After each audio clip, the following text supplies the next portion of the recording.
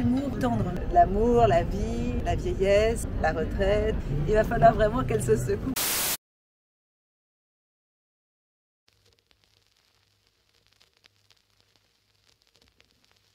J'avais beaucoup aimé le scénario quand je l'avais lu. C'est un scénario à la fois tendre, à la fois drôle, profond, et puis qui aborde plusieurs âges différents.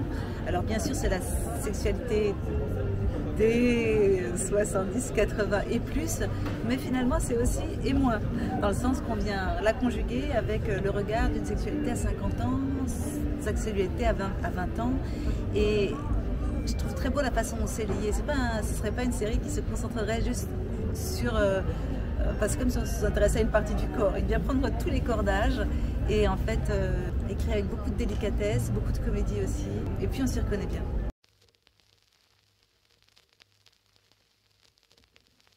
En début de saison 2, après avoir été assez bouleversée de se rendre compte que son père se remettait en couple avec une autre femme, peut-être dépossédée même de sa relation avec son père, et puis après avoir eu des remous dans sa vie de couple, parce qu'aussi le fils était parti, il semblerait que quelque chose se renoue, en tout cas avec son mari, dans une certaine aventure qu'ils vont pouvoir prendre à deux, et puis que pour son père aussi. Mais voilà que la saison 2 arrive, le père est mort, donc ça commence par un grand deuil.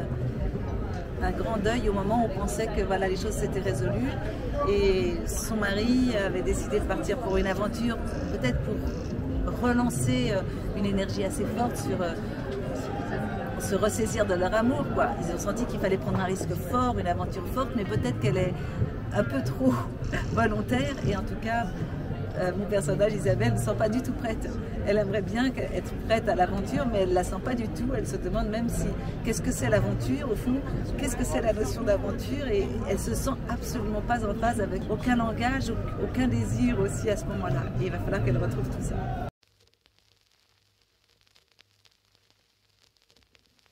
J'ai beaucoup de plaisir à reprendre le rôle d'Isabelle, et puis dans le fait de reprendre, effectivement, c'est super parce que déjà, je connais mes partenaires, et ça c'est fort déjà. Ça change beaucoup de choses parce que évidemment ce que le public ne sait pas toujours, c'est que dans les séries on tourne aussi de façon très rapide, et parfois on tourne 10 scènes dans la journée, et qui sont parfois de l'épisode 10 à l'épisode 1, l'épisode 3, l'épisode 2, et donc c'est assez costaud comme ça, comme façon de faire. Et c'est vrai que plus on se sent bien avec son personnage et avec aussi ses partenaires, plus on arrive à passer d'une façon souple à travers tout ce parcours-là. Et c'était le cas en tout cas. Moi j'avais beaucoup de plaisir avec mes partenaires, en tout cas que je connaissais bien. On a pu se répéter un peu les choses, y réfléchir, les discuter ensemble. Il y a une familiarité évidemment qui est géniale en saison 2.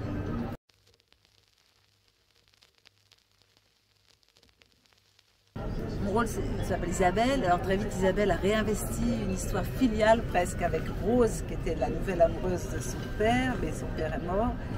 Et finalement, elle surinvestit peut-être plus cette relation que Rose, qui elle vraiment aussi est dans son deuil et pas forcément très à l'écoute. Je crois que toutes les deux sont dans un moment de reconstruction assez houleux, quoi, en fait. C'est assez rock'n'roll, le terrain est assez... n'est pas confortable, et je pense que c'est pas facile pour elle de se connecter à ce moment-là. Juste pour cette raison. Je crois que toutes les deux sont vraiment à leur façon en train de chercher la route. Elles se retrouveront certainement bien quand elles le feront après, c'est sûr. Isabelle, elle n'arrête pas de dire « faut que je reste ici pour Rose », non, mais il faut que je reste avec Rose, Rose m'attend, etc. Mais au fond, on ne sait pas très bien d'abord Rose où elle en est, et Isabelle, finalement, c'est surtout que c'est presque un alibi parce qu'elle-même n'est pas du tout prête à partir où que ce soit.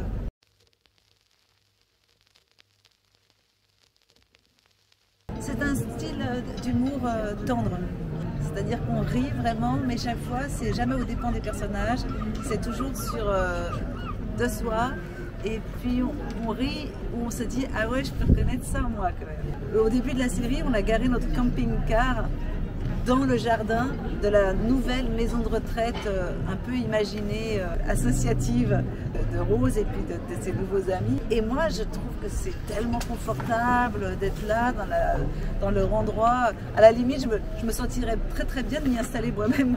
Et c'est ça qui est assez drôle. Je crois que Isabelle, elle est dans un moment où elle a tellement accompagné son père que là, elle se verrait carrément, pourquoi pas, mais oui, prendre une chambre dans cette maison de retraite, ça serait vraiment pas mal. Ça, je crois que ça lui conviendrait bien.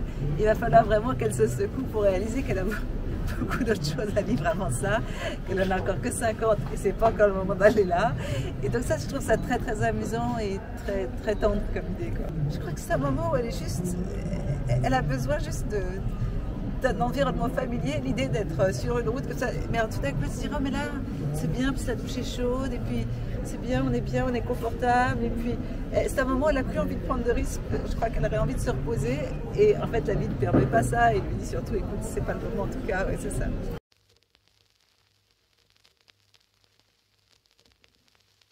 Ce qui retient de la saison 2, je crois qu'on se dit oui, il y a des choses à imaginer en tout cas. L'amour, la vie, la vieillesse, la retraite, le départ d'un parent, d'un enfant, des enfants, tout ça, il faut imaginer, beaucoup d'imagination.